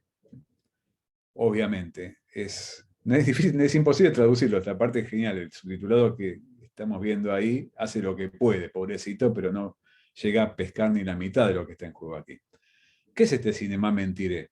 Por un lado es una especie de híbrido lingüístico, otra forma de hibridación que juega fuerte en este trabajo entre lenguas. Vieron que es un trabajo global en el sentido también lingüístico de la palabra, ¿no? El mismo prólogo que vimos tiene, creo que 4 lenguas ahí desarrollándose. Hay cosas en Francia, dichas en francés, en castellano, en ruso, en chino. Pero bueno, Cinema Mentiré es un derivado del Cinema Verité, pero apelando a una palabra que obviamente en Francia no existe, pero que juega desde el castellano a sonar francés, ¿no? Esta cosa que tenemos en español cuando jugamos a francesar palabras poniéndole así un acento en la última letra, en la última vocal. Y al mismo tiempo, claro, lo tiene que gran ventaja que rima con verité. Bueno, no es Cinema Verité, decía Ospina, es Cinema Mentiré. Pero al mismo tiempo, se está ocupando la pantalla de una manera tal cual la vemos utilizada por Jean-Luc Godard en sus historias del cine, que en un momento dado, en las historias del cine, va titilando la palabra Cinema Verité, que no deja de ser importante en algunos desarrollos de historias del cine de Godard, esa serie televisiva que elabora durante casi una década para la televisión francesa, y acá juega, interactúa con otra mirada sobre el siglo, que es la mirada que plantea Ospina, que contrapuntea con la mirada sobre el siglo XX y sobre el siglo del cine que plantea Godard con sus Histoire du Cinéma, ¿no? Pero es interesante ver que al mismo tiempo, jugando fuerte con esa idea de la mentira, lo que pone también ecos que van desde Wells hasta Picasso, en el sentido que Picasso decía que el arte es partir de una mentira para llegar a una verdad, y Wells, que jugaba mucho con esta idea de jugar a mentir para decir verdades, como lo hace en F for Fake, acá plantea el mismo tipo de propuesta Ospina. Termina planteando, porque estoy en los créditos de finales de cierre, que Pedro Manrique Figueroa es una criatura ficcional, lo que ya habíamos, por supuesto, ya avistando a lo largo del trabajo permanentemente, pero ese sello que le pone no deja de apelar a ese cultivo por medio de la mentira de una cierta verdad en el orden de qué es lo que hacemos con esas imágenes. Dos cosas finales que creo que son interesantes tener en cuenta cuando hablamos de estas funciones de montaje, el collage y el ensamblaje en Un Tigre de Papel, apelando a la mentira para que de ahí uno saque conclusiones que tienen que ver con cómo pensar su relación con las imágenes incluso. Uno es lo que plantea Lemmanovich, autor que ya mencionamos varias veces en la materia, que seguiremos mencionando de acá a fin de año, cuando juega en su libro famoso, El lenguaje de los nuevos medios, traducido como El lenguaje de los nuevos medios de comunicación, con evocar a lo que era el montaje de Potemkin. Con ese montaje de Potemkin tiene que pensar no el montaje del acorazado Potemkin y de Eisenstein, sino una cosa que pertenece a la tradición política rusa y a la tradición de la conexión entre política y engaño, que es muy típica del pensamiento ruso. No digo ni siquiera de la Unión Soviética, sino del pensamiento tradicional de la sociedad rusa. Esto que pasa hoy en día con el descubrimiento con las vacunas, etc. Es interesante ver que a comienzos del siglo XIX, Potemkin, el Potemkin portador del apellido Potemkin, Gregory Potemkin, era ministro de Estado y amante de Katarina Lazarina, de Rusia. Y cuenta la leyenda, porque nunca se pudo comprobar si esto realmente fue así, pero evidentemente durante 2 siglos en Rusia todo el mundo afirma que esto sucedía. Donde iba la zarina a visitar en Crimea algunas poblaciones, había una miseria espantosa a lo largo de la ruta de la carroza, pero Potemkin se aseguraba, decía la leyenda esta de la política rusa, que se armaban unas fachadas muy lindas, muy bien pintaditas, muy bonitas, de presuntas aldeas, que a veces estaban para tapar las aldeas reales, y que desde la vista de la carroza de la zarina, de Catalina, se veían hermosas, y en el paisaje de la pradera en Crimea se veían esas aldeas fantásticas, que eran todas fachadas, y atrás estaban las chozas, las casitas miserables de los verdaderos habitantes de la planicie esa. Bueno, eso quedó justamente para la historia de la imaginación política rusa, como dice Manovich, como una operación de montaje. Y lo llaman así, pueblos Potemkin, o aldeas Potemkin, o montajes de Potemkin. Ese montaje de Potemkin que hace enmascara una miseria real con una fachada ilusoria, pero bonita, que tiene que ver con lo que sería deseable que viera la monarca, ¿no? Y justamente lo que apunta Manovich cuando lo recuerda, aquella famosa historia de Potemkin, es la función de superchería que tiene el montaje. Jugar a juntar pedazos para hacerte ver que lo que estás viendo es algo que en esos pedazos no está, y que al mismo tiempo está tapado a veces como una construcción perceptible para el espectador o la espectadora. A partir de esto, además de esta función del montaje última, aparece esa dimensión conectada con lo que es un tigre de papel como una máquina de extraer de mentira a verdad, como se suele decir, como decimos en un lenguaje coloquial, ¿no? Uno de los autores que yo cito en el artículo, dejo de compartir, se llama Felipe Gómez, colombiano, también que investigó mucho Laura Ospina y hizo como un trabajo de campo con un tigre de papel, acompañando proyecciones, detectó lo siguiente, cuando se pedía que en Colombia se pasaba esta película, que a un colombiano le pega el triple que a nosotros, porque hay muchas referencias que son muy ligadas a la historia de Colombia en el siglo XX, ¿no? Que es como la gente primero iba empezando a entrar en el juego y estableciendo esta relación entre mentira, verdad, que sale rápidamente cuando uno está viéndola, en el mismo acto de verla, va tomando posiciones diferentes como espectador, espectadora, ¿no es cierto? Y después resulta que cuando empezaba el debate posterior a las proyecciones, de esta relación que podía ir entre me engañaron, escandalizado, divertido, jugando con la película, las charlas empezaban a derivar y la discusión hacia el poder de las imágenes. Y empezaba a poder pensarse la estructura del trabajo, la forma en que la imagen y la palabra se conectaban, la forma en que personajes de la vida real estaban hablando, jugando a hacer ficción a partir de la presencia de una criatura ficcional, o la forma en que algo de la realidad era percibido o desviado de esa función y puesto como testimonio de otra cosa. Y se convertían en debates riquísimos que tenían que ver con pensar el lenguaje del documental, el lenguaje de la ficción, la relación entre historia y realidad, o de lo vivido y lo que de alguna forma uno puede darle o no un sentido. Se entraban a jugar en un régimen mucho más complejo que la mera simplificación binaria entre mentira y verdad, ¿no? Entonces, de pronto por ese lado, aparecen formas por las cuales esta producción es un notable artefacto, en el sentido, productor de un desplazamiento. Nosotros como espectadores, hacer otra cosa que meros receptores y ser como coprotagonistas activos en el acto de otorgar el significado que podemos elaborar nosotros a esa especie de proyección en el más puro sentido de la palabra que estamos viendo de nuestras propias operaciones como espectadores, ¿no?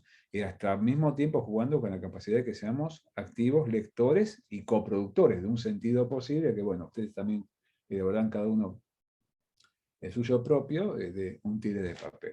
Pero bueno, me callo por algo, estamos llegando a las 2. Estoy queriendo leer el chat también, a ver. Ahí están los monos, sí, porque lo que estuvimos haciendo fueron experimentos de laboratorio nosotros también. Somos, no digamos monos, porque bueno, los monos son muy simpáticos al mismo tiempo, somos cobayos. Cuando estamos viendo el tigre de papel, estamos siendo sujetos a un experimento que tiene que ver con una reubicación de nosotros como espectadores, que evidentemente, por un lado, fíjense ustedes, va al juego narrativo, tiene que ver con la idea de jugar con una historia. mismo tiempo de colocarnos en otra posición en términos de ofrecernos imágenes para que nosotros las montemos de otra manera. Y acá estamos en un régimen narrativo para tener un régimen de un montaje que apuesta a las correspondencias, que apuesta a la forma de trabajar discursiva, etc. Y evidentemente ahí estamos siendo, bueno, una cosa que es clarísima, cómo Pina, y esto es una cosa que siempre da miedo de su producción, apelaba a la inteligencia de los espectadores. Él escribe, este libro lo mismo, ¿no? Uno lee el libro, da un poco de pudor mostrar la dedicatoria, pero dice, a mis amigos desconocidos, dice la dedicatoria impresa, ¿no? Porque está hablándole a gente que consideraba como parte de su propio círculo y a gente que le adjudicaba una inteligencia como la suya, que es un tipo inteligentísimo, como mismo Osorio, este que aparece mucho. Gente que siempre, uno hablando con ellos, aprendía un montón y tenías una posibilidad de seguir horas enteras. Y al mismo tiempo, cuando uno ve sus películas desde la época de Agarrando Pueblo, ¿no? Hasta esto, y si pueden encontrar Todo comenzó por el fin, lo van a percibir, apuesta un espectador o una espectadora que necesariamente tiene que ser inteligente. O sea, confiaba en la inteligencia de cada uno. Y esto es fantástico. No todo el mundo confía en la inteligencia del espectador o la espectadora, ¿no? Por lo general, uno puede encontrar más bien todo lo contrario, que apuestan a que uno esté medio como víctima de cierto tipo de adoctrinamiento. Bueno, acá esta vocación por la apertura, incluso se permitían ciertos desafíos, como cuando el presidente documenta en el mundo del arte, y de pronto, bueno, esta pequeña dimensión de trampa, en el mejor sentido de la palabra que tiene la película, fue muy activa en lo que fue la repercusión inicial en Documenta. Después ya en los primeros días todo el mundo sabía de qué iba el papel, pero cuando arranca fue notable ver cómo produjo una especie de efecto de zozobra, porque mucha gente crédulamente empezaba a jugar y se resistía durante la misma visión del trabajo a pensar que está viendo algo distinto a la obra de un precursor de un collage en Colombia recuperada por un documental celebratorio.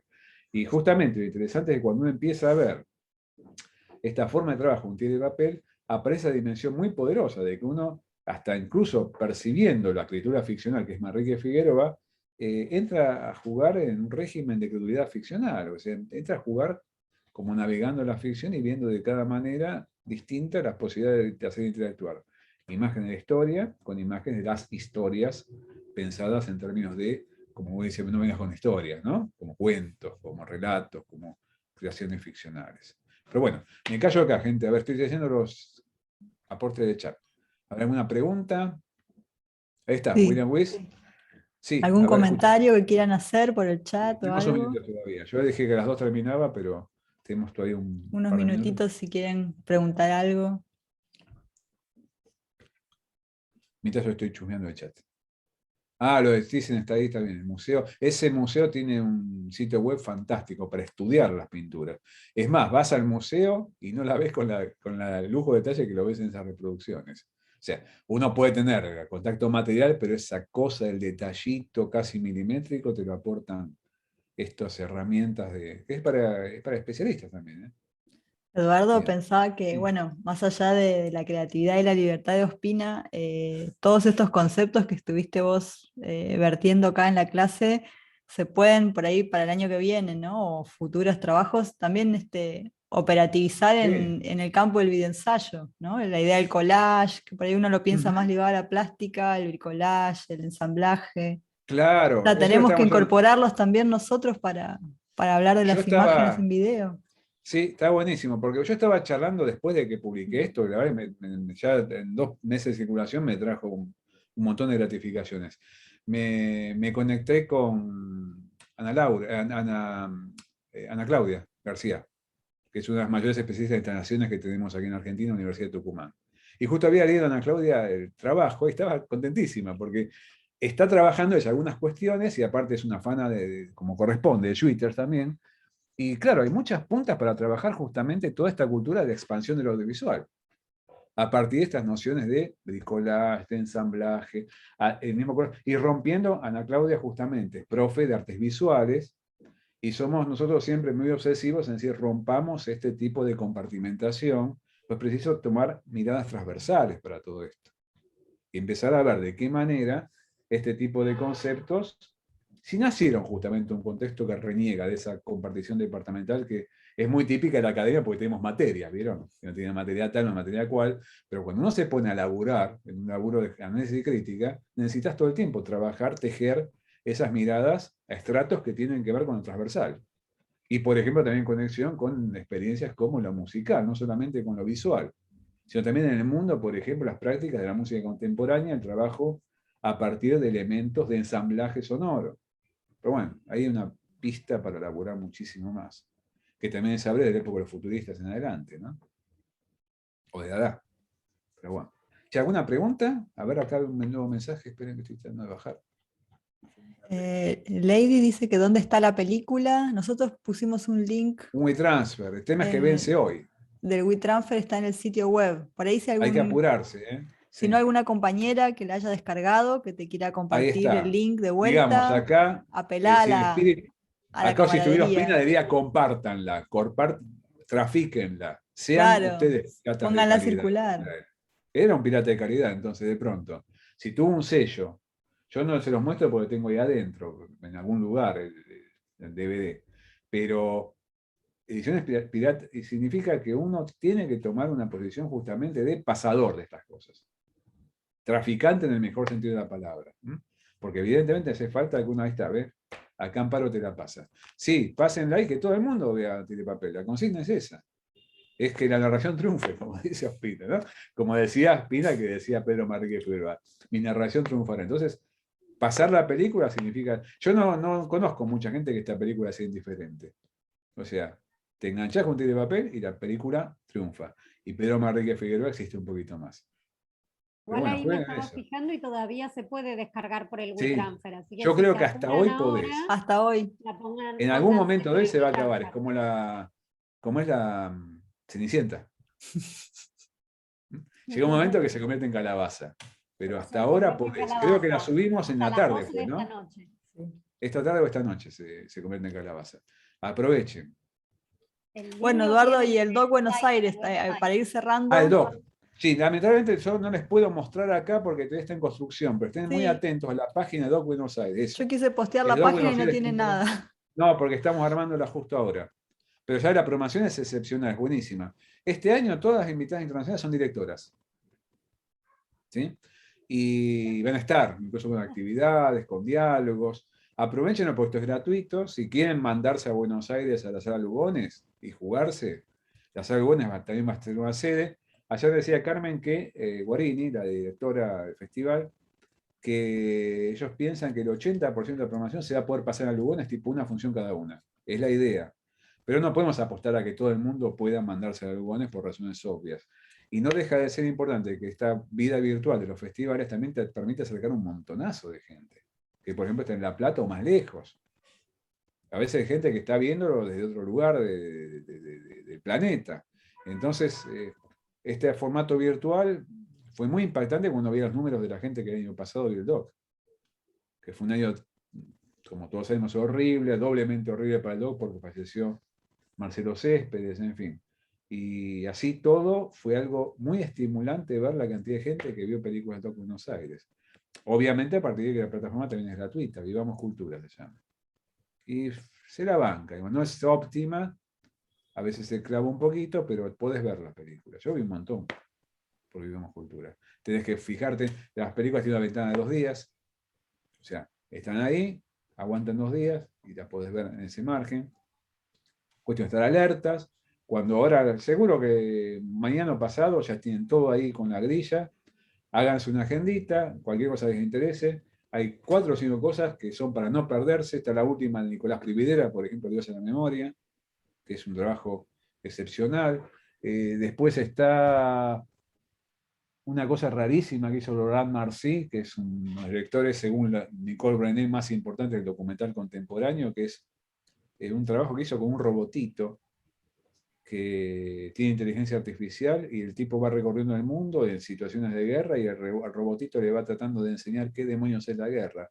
Y el robot puede, con su inteligencia artificial, pescar a medias de que se trata la guerra, y va aprendiendo. Es una cosa rarísima. Bueno, esto va en la función de apertura, y va la última película que decíamos de Avi Mogravi, va de Paz Encina, la realizadora paraguaya, una película llamada Veladores, que está hecha a partir de Zoom, tengo altísima curiosidad por verla, porque hace paz siempre excelente para arriba, y en este caso no sé qué habrá hecho con Zoom, Veladores, y está en la última ficción incluso de Perrone, Escombros se llama, que examina, bueno, la actualidad a partir de este concepto, no deja de ser extremadamente inquietante, de que estamos viviendo una era de escombros, estamos viviendo entre escombros, ¿no? Y Escombros escribe como Perrone, que Perrone escribe desde pendejos, escribe todo complicado con números. Bueno, Escombros escribe así, es ficción. Y bueno, muchos festivales documentales sanamente ahora están metiendo propuestas ficcionales para verlas de otro lugar distinto, pero que son ficciones también, como en el caso de Escombros, no tiene nada de documental, pero que creo que Escombros cierra el doc. El domingo, no el que viene, sino el otro. Yo pongo a pausar la grabación, ¿sí? Y sí. mientras tanto nos gente, vamos entonces sí, porque despidiendo. tenemos el Zoom